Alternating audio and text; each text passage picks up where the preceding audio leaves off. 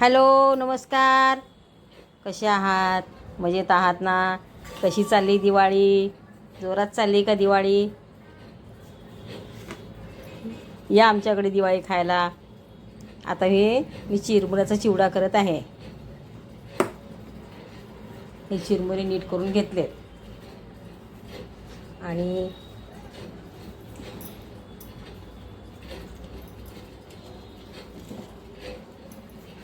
हे बघा, हे आता चिरमुऱ्यामध्ये कढीपत्ता, कोथिंबीर, हिरव्या मिरच्या तळलेल्या आहेत. पण तुम्ही हे शेंगा, खोबरं, डाळे हे सगळं तळून घेतलं आहे. आता हे चिरमुऱ्यामध्ये टाकणार आहे.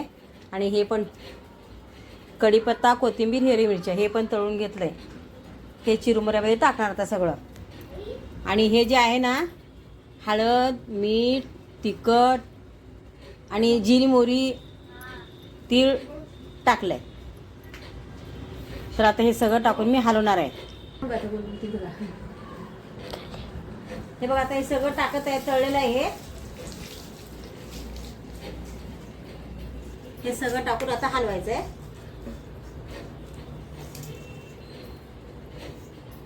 आमची पद्धत अशी आहे.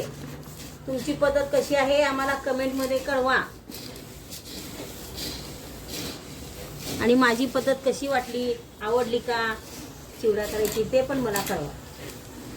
म्हणजे सोपी पद्धत आहे एकदम.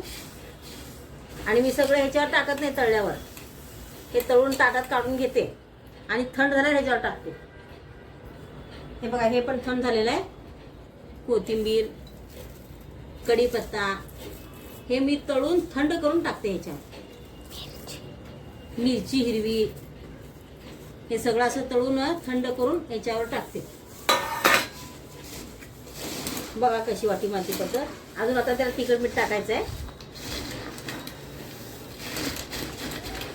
हे बघा, आता ह्याच्यावर तिखट मीठ टाकणार आहे.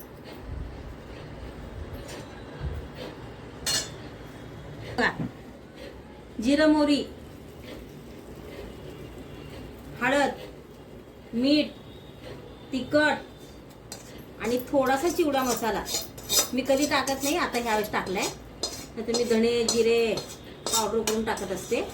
आता ह्यावेळेस मसाला आणलाय म्हणून टाकलाय. आता हे सगळं हलवणार आहे मी.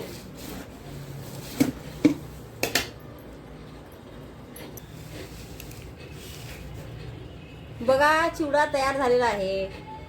शेव टाकलेली त्यामध्ये अशी तळून. हे बघा, ही शेव अशी शेव केली, टाकली त्यावर. आता पुन्हा खाताना थोडी थोडी शेव टाकून द्यायचं. तर या चिवडा खायला खूप छान झालेला आहे. वास खूप छान येत आहे चिवड्याचा. स्टॉप.